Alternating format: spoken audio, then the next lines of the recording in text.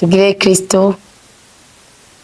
Kristo dusangwe twese amahoro ya Yesu Kristo, urukundo rw'Imana, inema, ingabirano zikomoka ku butatu bweranda Imana imwe rudende bibe muri twebwe bigwiriye rwose kubw'ijambo ry'umukama twakira buri munsi.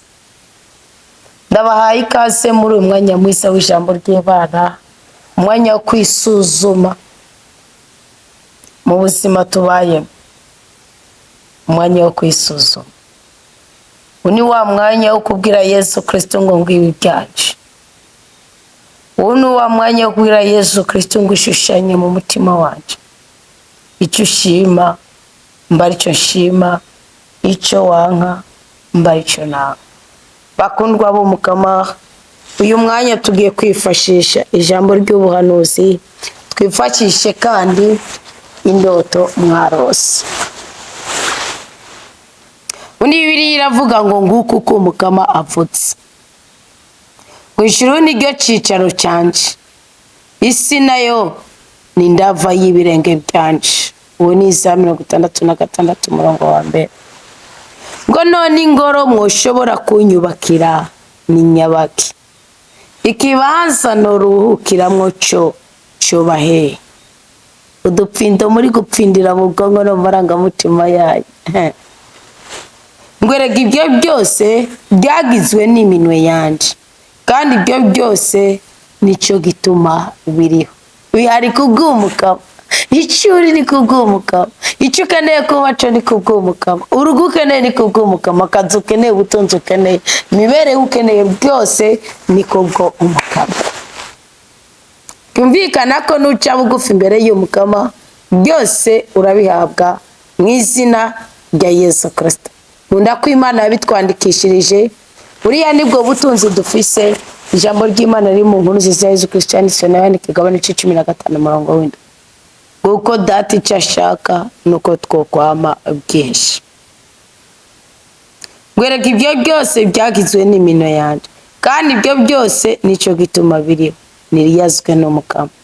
Ariko uwo nerekeza ko amaso, uwa mbere ni umworo, uwa kabiri ni uw'umutima waruhijwe, uwa gatatu ni uwo wese ahinda umushitsi yumvise ijambo ryanje. Nimba uri umworo uhumure, uhumure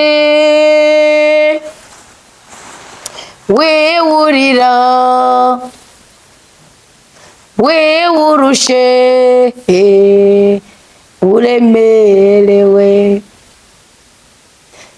wizera Imana uyibwira ibyawe byose, ibyo udashoboye izobikora. Uhumure we urushe uremerewe bizorangira,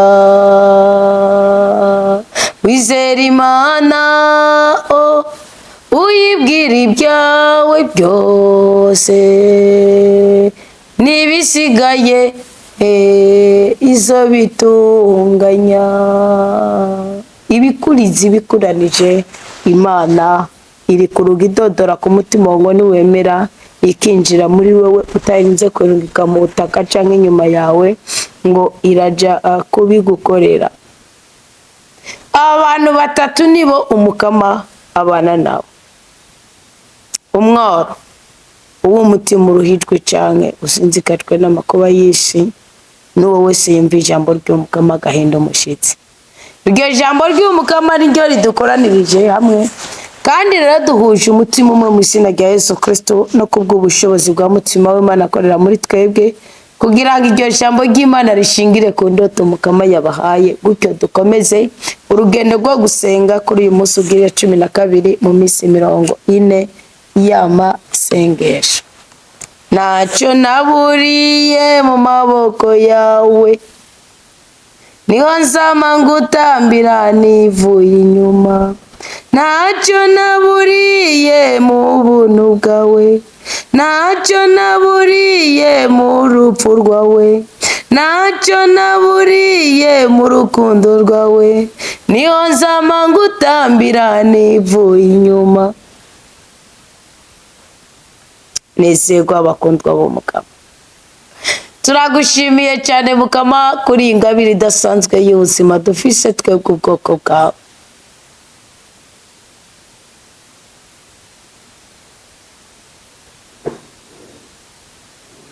Turi hagati na hagati mu izamu ryo hagati ya saa sita na saa cyenda.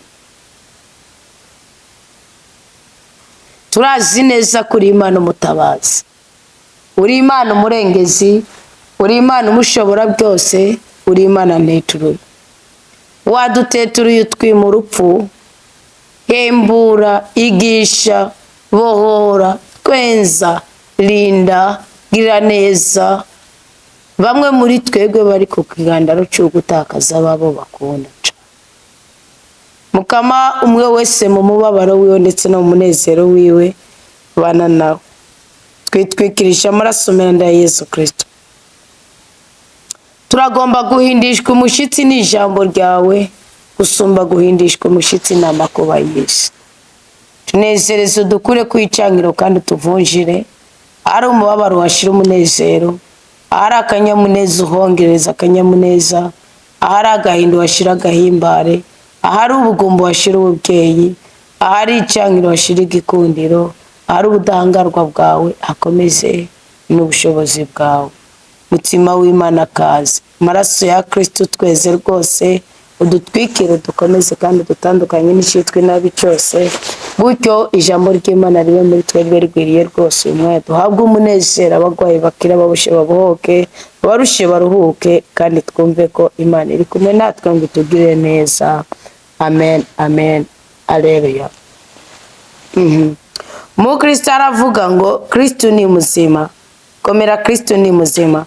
Ndabaramukije amahoro y'Imana, ndashaka mu ndotore. Nari ngyamitse abana après-midi nyuma y'umuhingamo, nyuma y'umutaga, nca ndota mbona turi kuvoma n'umwana wanje w'umukobwa w'imfura hamwe n'umukozi. Mbona twagiye kuvoma amazi yo kunywa mu bido butatu. Mbona nshitse mvoma amazi make, mbanza kuyanywa, numva araryoshe cyane, nca mvuga ni aya mazi araryoshe cyane, iyaba hariho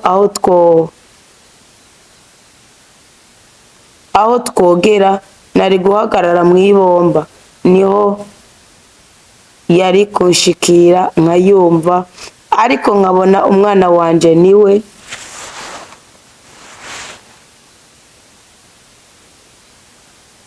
ariko aravoma ahagaze ku gasima kari munsi y'iryo bomba. Nca ndamubwira nti aho hantu uhagaze aranyerera, vayo ntugwe. Ariko akomeza kuvomera muri twa tubido. Nabona ari ahantu muri sare, nca ndasohoka mbona patiri mukuru wa paruwase mvukamo ariko avugana n'umukecuru twahora tubana, bavuga ko ari umurozi. Jasubira muri sare mvuga ni voma mutekanye uwo munsi, naka mvuga izina ry'uwo mukecuru naza kubagora, ariko aravugana na patiri.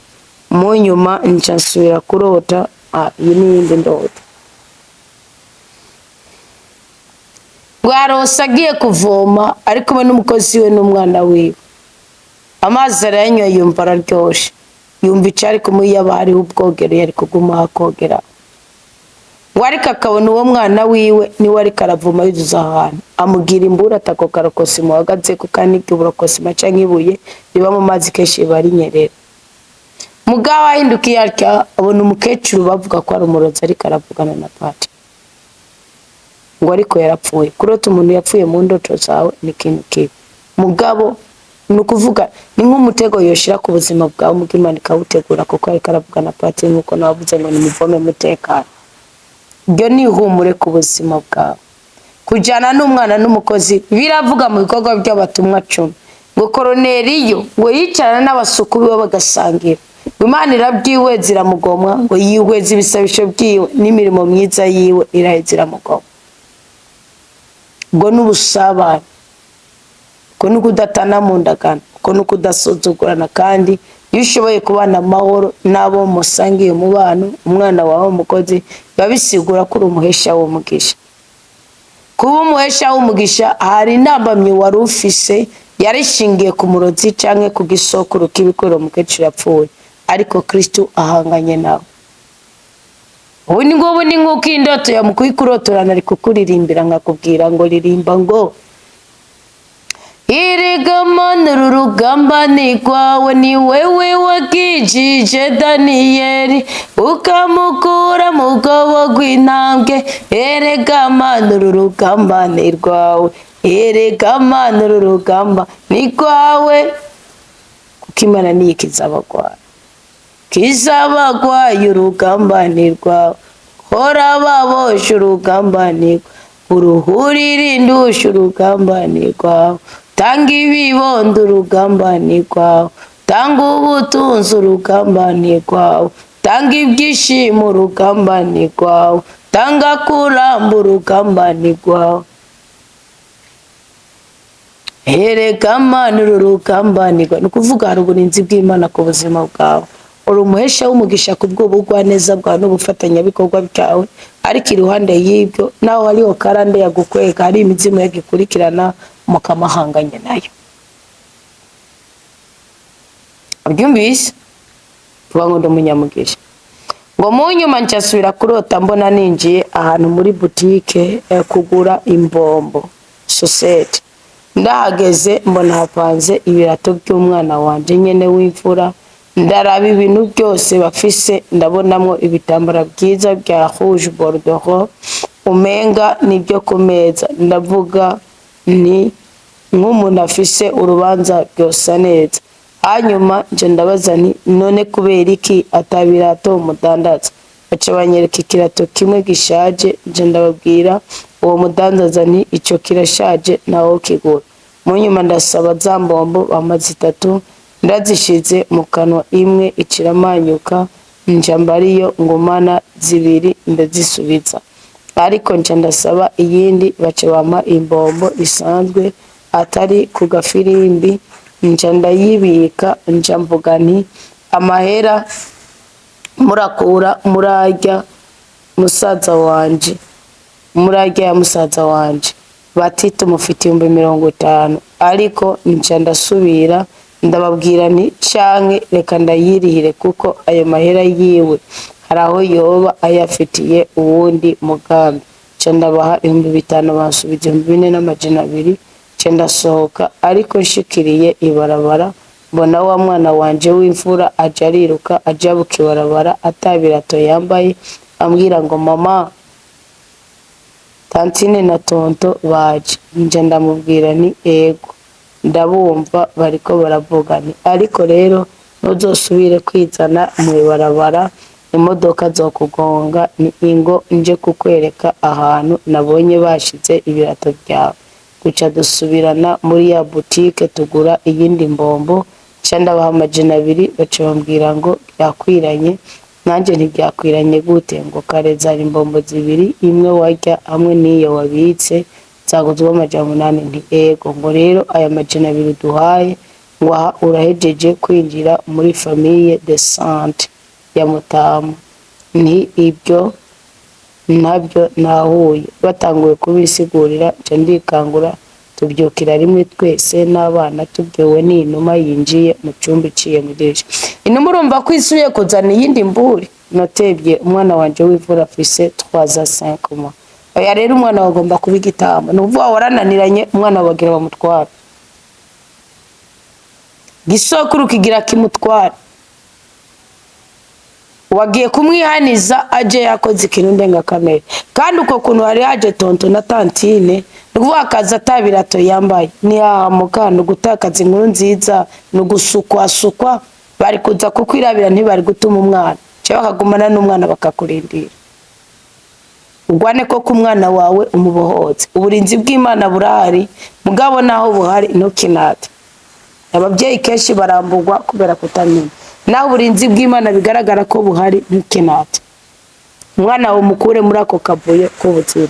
Umwana wo mukure muri urwo rudandazwa rw'abagome, kwigisoko rukibi muri urwo rudandazwa rw'abangusha. Umwana wawe umurinde urupfu gutakaza ibirato byo byaragurishijwe. Ubu inkuru nziza yiwe, amahirwe yiwe, ubundi indoto ya kabiri iraba umwana wawe. We watabawe patiri aba kumwe n'uwo murozi. Mugabo naho muri wowe yahabuze patiri agatangira mu mwana wawe, nawe urategereza nawe kubura ku rugamba rw'ubuzima bw'umwana wawe.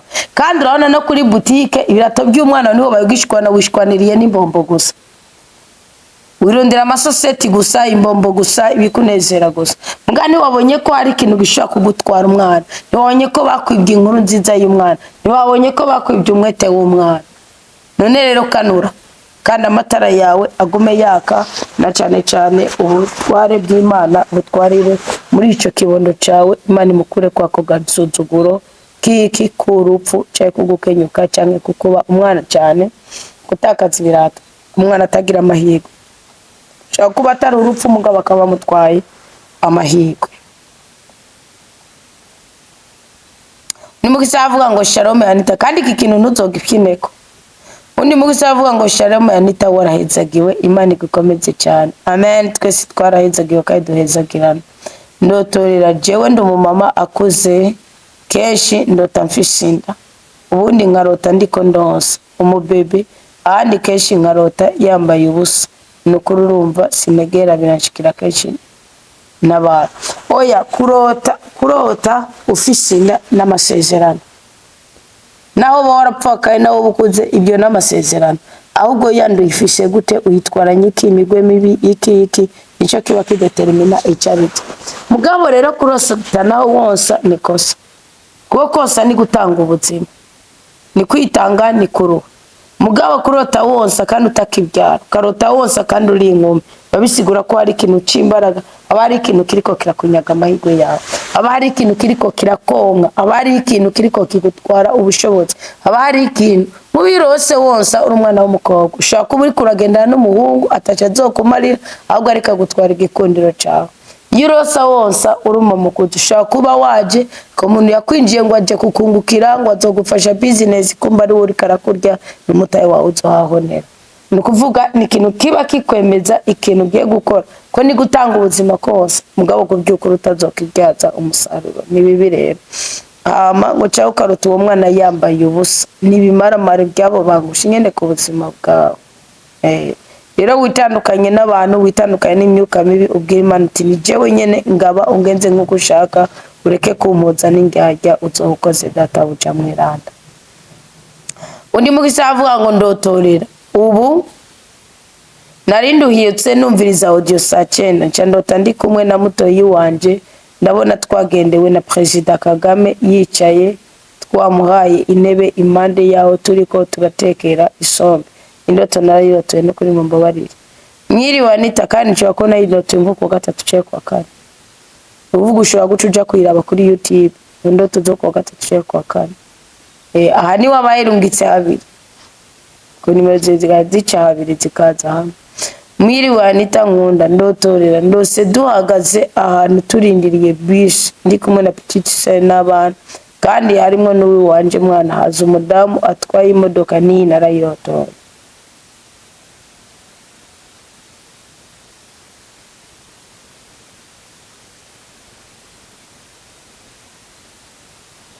Ni narayiroto y'umwana w'umukobwa asokoza imishatsi, uronje nja guhera epfo.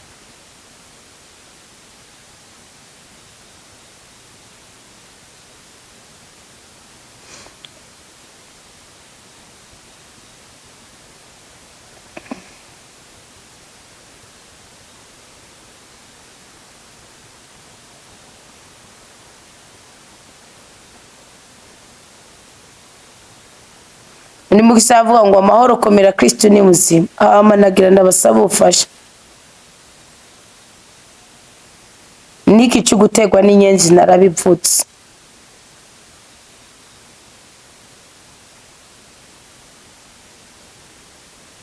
Undi mugisa avuga ngo ejo nagize indoto mbona ndiko ndatwara imodoka, ariko ngo muri marche arrière. Ariko atwara imodoka ari muri marche arrière, asubira inyuma. Ngwama ndakwepa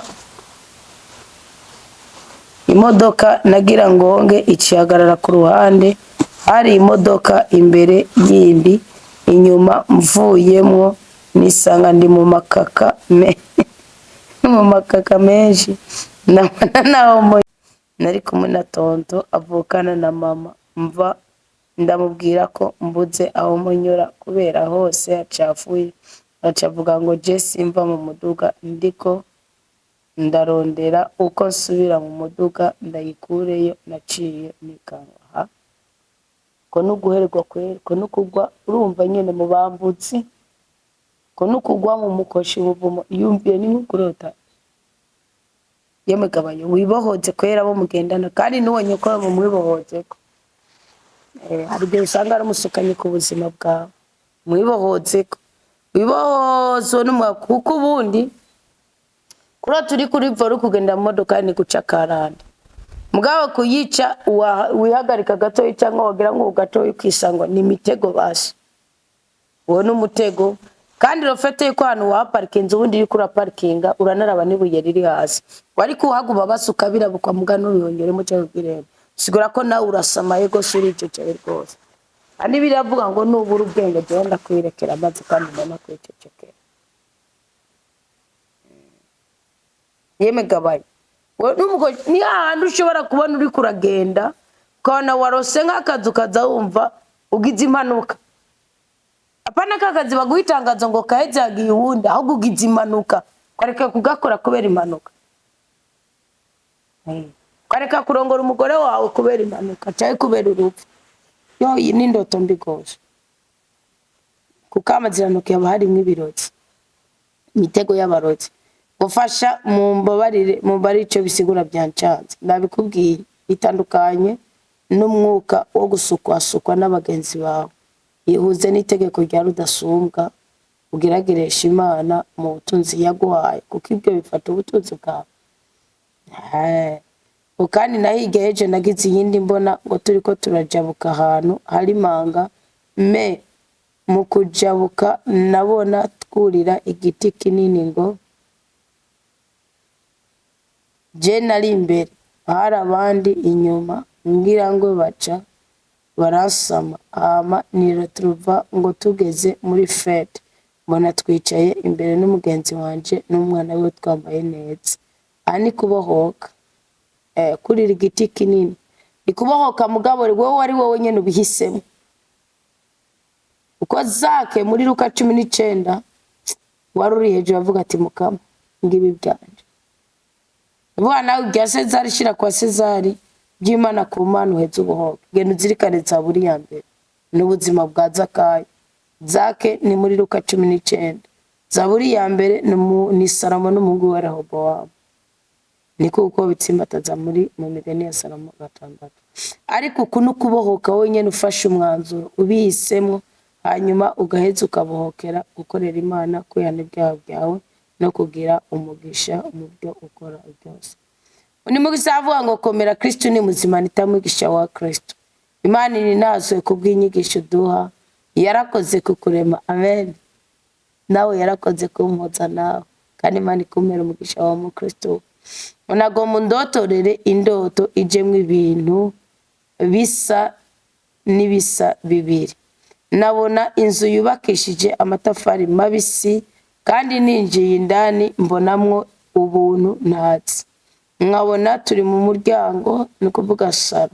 Iyi nzu yari ifise ibyumba bibiri, chambre na saro.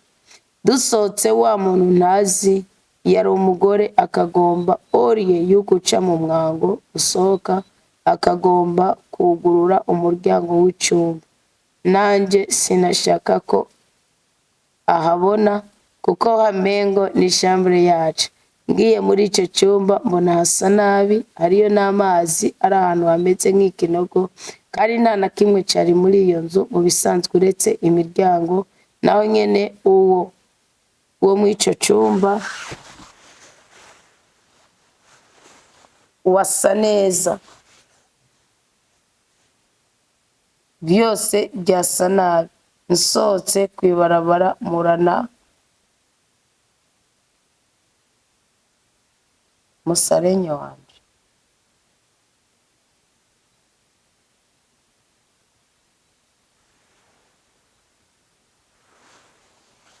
musarenye wanje, musarenye sinawicarico.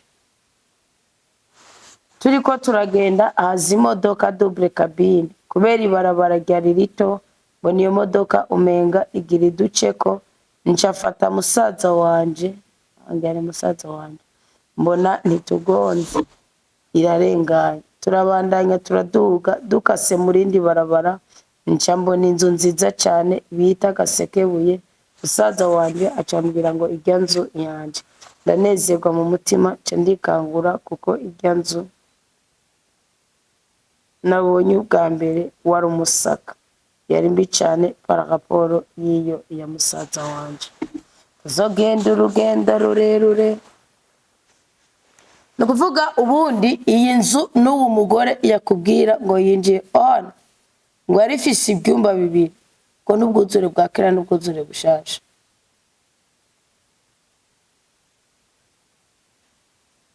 Saro ni ineza y'Imana ikomoka mu jambo ryayo n'ubutabazi duhabwa nayo.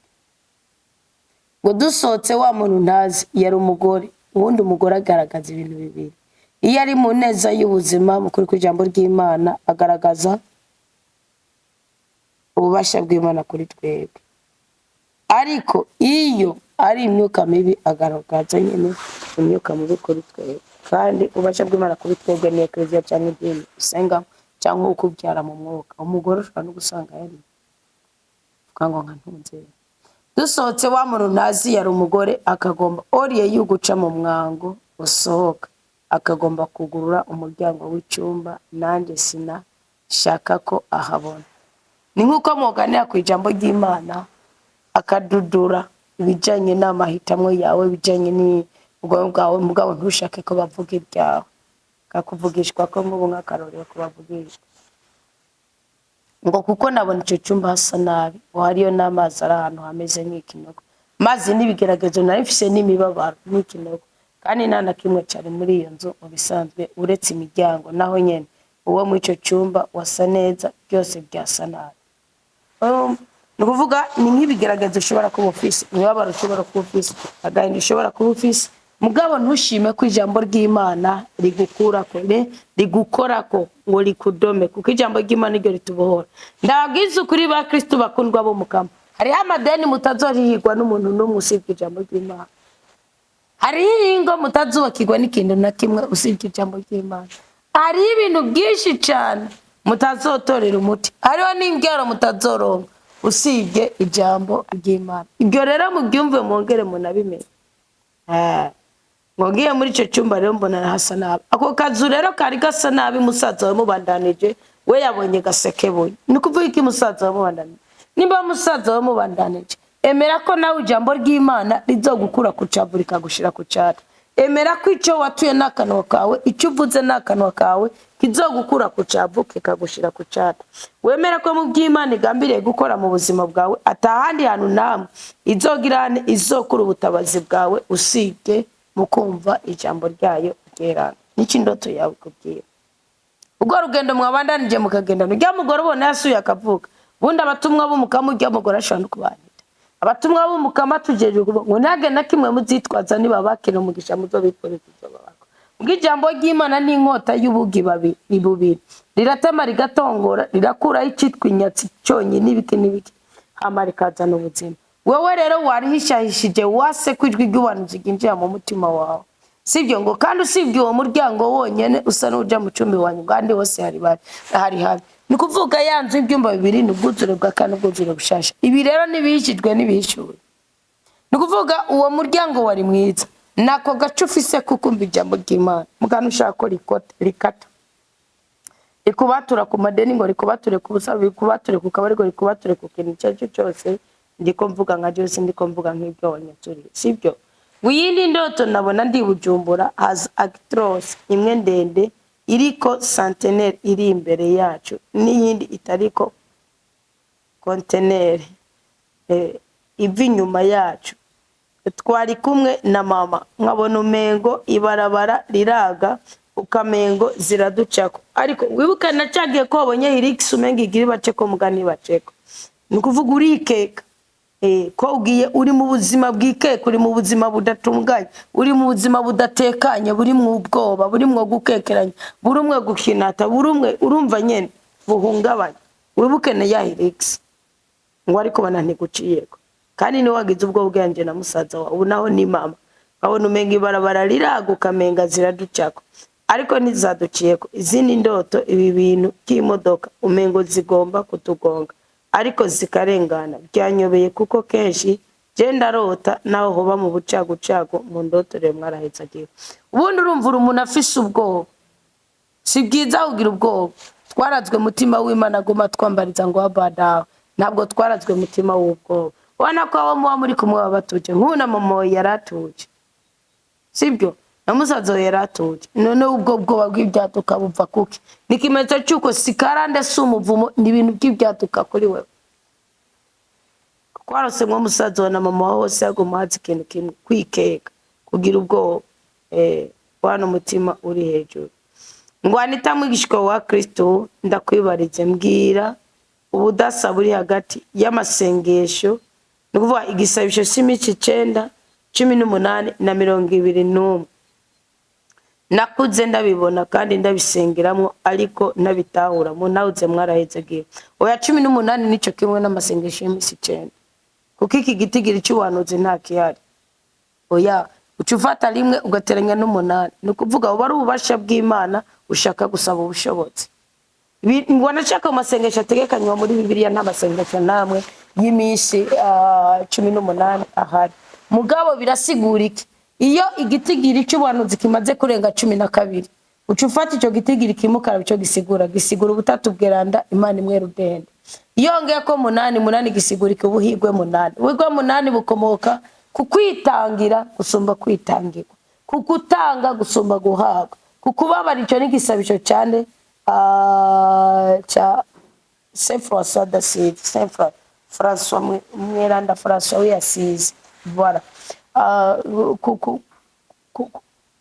Urumva kukubabarira gusumba kubabarirwa. Donc guhora ufise icyo utanga gusumba icyo usaba, Imana ikabariye igusubiza mu nkoko, sibyo? Rero no kuvuga nubuhiga uburonka kubw'ubutatu bwera ndi mwari mwe rudende, ariko wahisemo kubabarira, gutanga, kwihangana gusumba kwihanganirwa. Aho ni 18. 9 nayo kirasigura iki? Kirasigura amasengesho usenga kugira ngo, sibyo, Imana iguha amahirwe.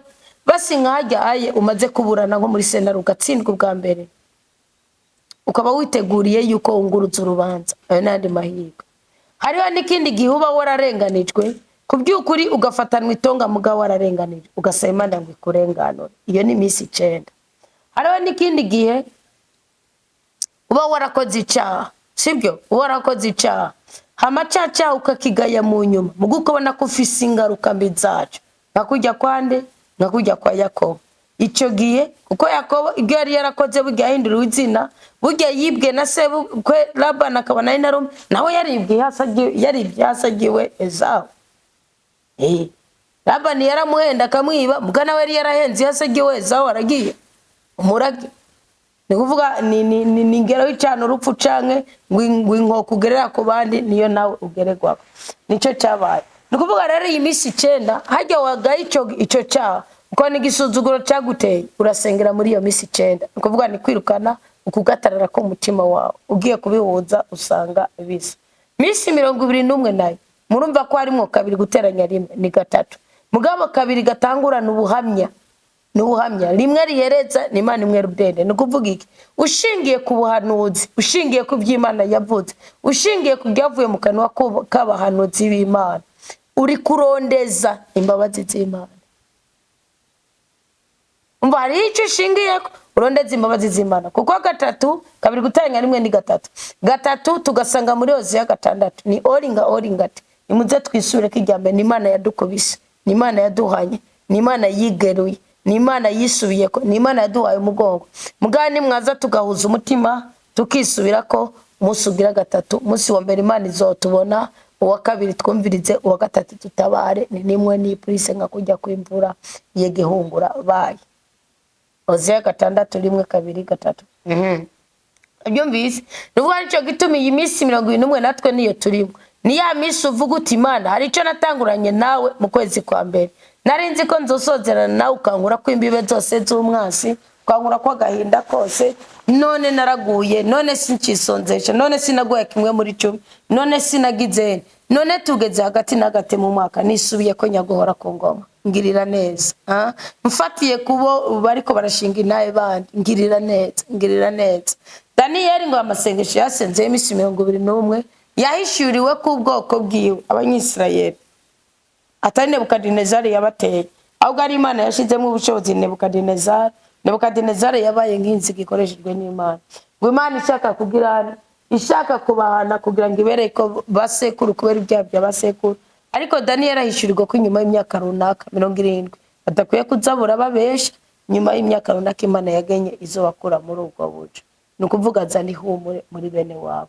nawe ni handi uvuga uti naho tugeze hagati n'agati mu mwaka haracari ikindi gihe umwaka uzosozera ufise imbanyi y'amezi 6 umwaka uzosozera wahejeje fiyasa wundi mwaka ugiramo mariage ibintu nk'ibyo nicyo bisigura rero iyo minsi nicyo isigura rero n'amasengesho y'umunsi umwe nukuvuga Mana ndagushaka bukwi na bukwi Mana ndagushaka ejo barakubwira tuzogira sezane bazogirane Mana ndagushaka bukwi na bukwi Mana ndagukeneye byihuse ariho n'amasengesho amapfungo y'iminsi 3 nawe ushobora kuyagira seke atakintu na kimwe yatanamazi nyawe iminsi 3 irakunda mugabo je nta n'impamvu nababwira ngo nimwiyice uko Imana ikunda umutima gusumba niyo mpamvu nababwiye mwisonzeshe amajambo mabi mwisonzeshe akarimi karekare mwisonzeshe ubugome mwisonzeshe ubube gito mwisonzeshe ubusutwa mwisonzeshe imijinya mwisonzeshe ingeso mbi gusumba mu kwisonzesha ibyo kurya ibyo biribwa n'umubiri nabwo ni byiza mugabo ibyo biribwa n'umubiri niyo mpamvu Kristo wamoje ngo kubera kabigishwa abayone Batista bisonzesha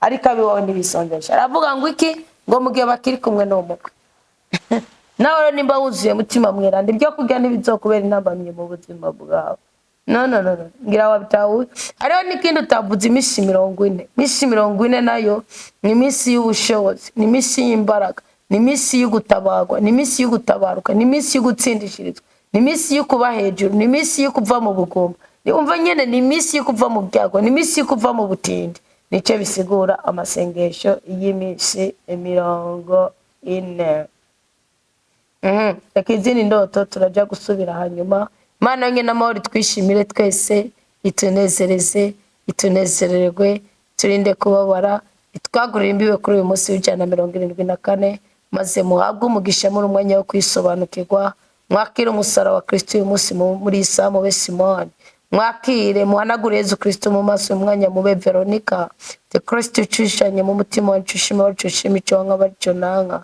uyu mwanya ubabera umunsi mu mwanya mwiza wo kwitegura icungurwa rija kuza mwiza muri rija gukurikira gaturarihorana nawe uvuze ngo ni njyake rugana hehe hiyi wacu mwijuru mutima mweranda ni wewe dushaka kutuyobora ni wewe dushaka kudukomeza twongera inkome zidukomeza urugendo duhingabire zawe Roho w'Imana ngo tuyobora rugendo rurerure rugana hehe iyi wacu mwijuru abagwayi mwemere mutima w'Imana bayobore mukire abagowe abarusha bakaryamyenda amazina muyikoze ko mu izina rya Yesu Kristo kandi amaraso yadutwikire rwose inema y'Imana ibe muri twebwe igwiriye rwose ubudangago bwa rudasumbwa udukure kwa kavuyo udukure ko gukenyuka udutandukanye n'ibyago tube mu buhigwe twagenewe mu izina rya rudasumbwa amen amen aleluya duhezagirane twese